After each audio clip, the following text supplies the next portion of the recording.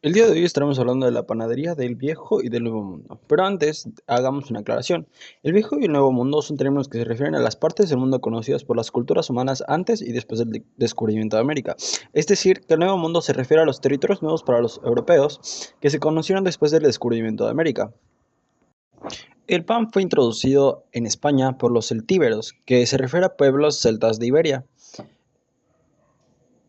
por lo que ya se conocía cuando llegaron los romanos a la península. En la España mozárabe, el cultivo de cereales, que no era extenso, era suficiente y por esto el pan era el alimento base de la dieta cotidiana. Normalmente en España, en cada casa, los ciudadanos amasaban su pan, le ponían una marca que lo distinguiera y lo llevaban a cocer a los hornos públicos. El panadero cobraba una tasa por ello. Durante esta época se consumía pan blanco y uno conocido igual como pan rojo, que era más tosco, formado por harina y salvado.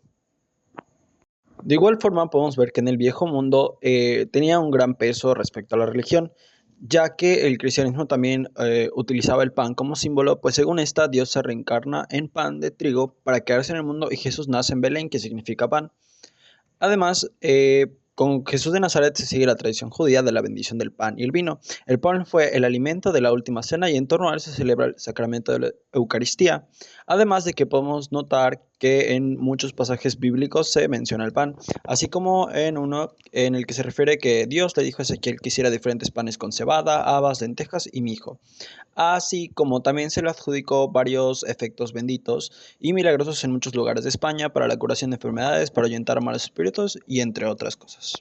En el Nuevo Mundo podemos ver cómo hay un gran impacto gracias al descubrimiento de América y la colonización a los pueblos indígenas. Y más que nada es porque el pan fue un cultivo básico para la dieta de los españoles, por lo que al conquistar México, Tenochtitlán, fue necesaria la introducción del trigo para la fabricación de este producto.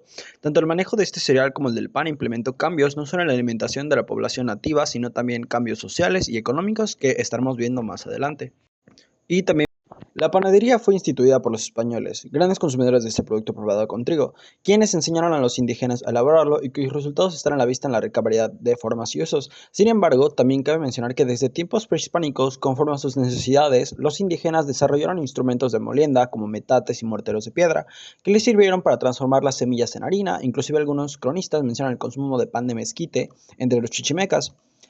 Pues también cabe resaltar que parte de la cosecha de maíz era utilizado para preparar tortillas llamadas cocolí, que quiere decir pan torcido, y una especie de empanadillas de maíz sin cocer llamadas huilocpali.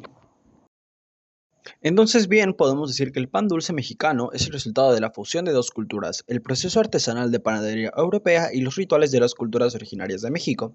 Los panes que se vendían de forma masiva se encontraban en las pulperías. Estos establecimientos eran antecedentes de las misceláneas y también lo encontrábamos en plazas y mercados. Y fue entonces ya a finales del siglo XVIII cuando llegan a México los primeros maestros europeos de panadería y pastelería, principalmente de Francia e Italia.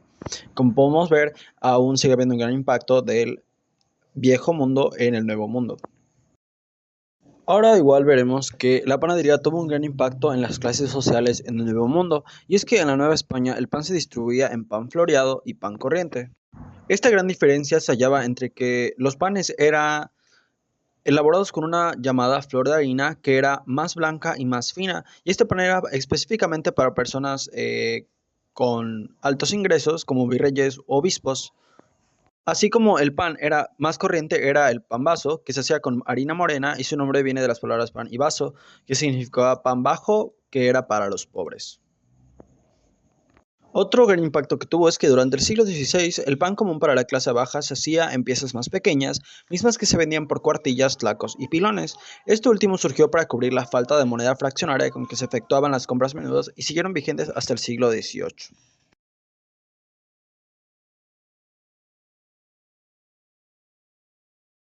También es importante mencionar que durante la época colonial en las panaderías se elaboraban diferentes panes y normalmente salían repartidores con el pan acomodado en un gran cesto que cargaban sobre la cabeza para ofrecerlo por las calles. Y ya fue más tarde, conforme vemos que salen estanquillos y conforme fueron evolucionando, crecieron grandes panaderías. Por otro lado, ingredientes también vieron muy afectada la panadería, pues la llegada de Hernán Cortés trajo consigo ingredientes como la caña de azúcar y el trigo que dieron origen a la extraordinaria panadería mexicana. Las frutas se transformaron en la hermosa dulcería, ates, jaleas y frutos cristalizados.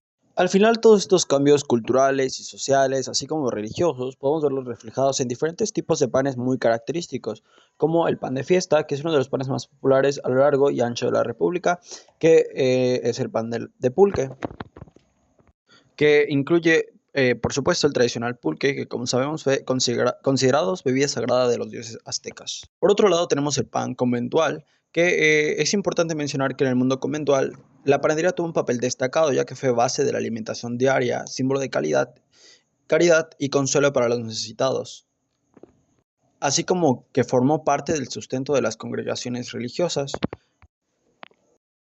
igual forma, podemos hablar de la rosca de Reyes, que aunque la festividad tiene un origen romano, México se adueñó de esta rosca y al principio era rellena y se adornaba con ate, pasas y nueces.